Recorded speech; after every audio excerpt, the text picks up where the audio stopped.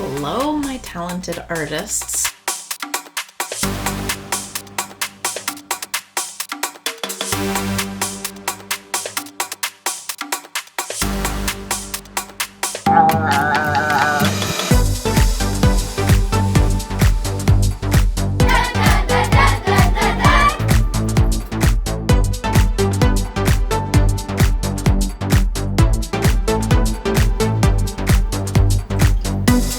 You will take an ebony pencil and a little piece of tracing paper, and you will slowly and carefully trace the design that you want to be your name stamp. This is what it'll look like when you are done tracing. When you have traced your whole design, I want you to bring me the tracing paper and I will give you a piece of styrofoam with your name on the back and we'll tape it on, and then you have to go over your tracing with a regular number 2 pencil. This will transfer your image onto the styrofoam. When you have gone over all of your lines, be sure to check.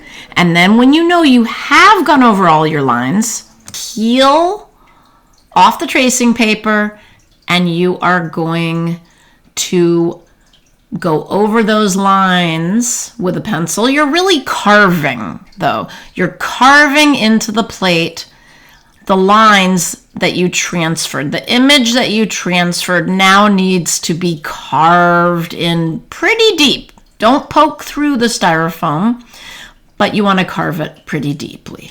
Be sure to take your time and make a nice, deep impression. If you don't, your print won't come out nicely. Once you have carved in your image, we're going to add a tape handle and it's time to print your name stamp on all of your paintings. So always when you're spreading the ink, make sure first off that the elbows are up on your brayer and your thumb is on top of this little metal doohickey. And the goal is not to spread the ink everywhere, but to get it on the brayer. So we go up, down, up, down. Do you guys remember that? Oh, yeah. Yeah. Now, what do you see that's happening? It's like a mix. What's happening with the brayer? Am I getting it everywhere on the brayer? No. So that means you have to adjust. So I'm going to go like that to get it everywhere. Now this is narrow, so I don't need it actually all along the brayer. If you want to cover your brayer completely with ink, you can always just turn it in another direction to make sure it's fully covered. We put a little handle, which may or may not work here on the back, but oh, that might help with holding. These are so little, it gets a little messier than you're used to. We want the just right amount of ink, which is not too hard if you carved nice deep lines. And we want to make sure the ink is everywhere on our name stamp. When you put your brayer down and you're done, make sure you put it elbows down on the table so that you keep the inking table clean. Bring your name stamp back to your tables. Definitely practice before you stamp. So you're gonna press it down and don't pull it up yet. Just press. Okay, now flip the paper, the whole thing over.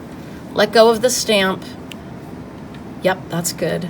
Now flip the whole thing over. Put it on the table. And now here's where we're gonna use this burnishing spoon. This spoon, put your thumb in the bowl of the spoon. Hold, where is it? Over here. Hold your name stamp on one with 2 fingers, because it's little, so we can't do that out, and just gently do little circles. Go ahead and try that. You guys all have allergies, you poor babies. Press a little harder. And then when you feel like you've got, make sure you get the corners, the sides, the edges. Good. And when you think it is done, you can set the spoon aside, flip it over, see if that handle works. Probably not, but maybe. Lift it. Does it work? Peel it, like tilt it. Maybe. Oh, it worked. Oh, that's so cute. That's cute. I love it. That's a little bit. So for each piece, you are going to look at the painting, and you're going to decide where the name stamp should go. So let's look at this piece.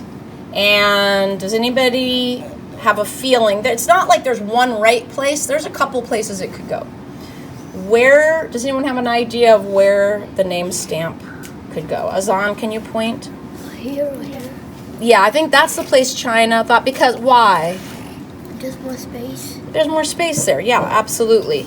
Let's look at 2 other paintings. Where do you think is a good place for the name stamp in this painting?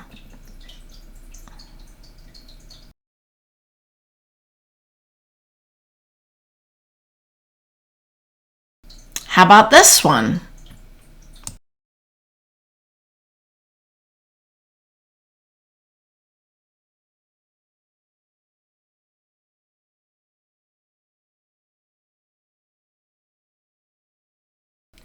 Now that you've decided where you think your name stamp should go, it's time to get stamping.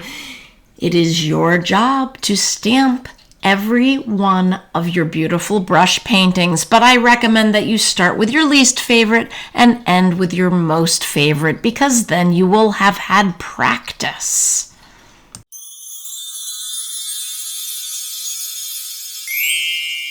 All right, kids, I think you've gotten all the information. Let's go!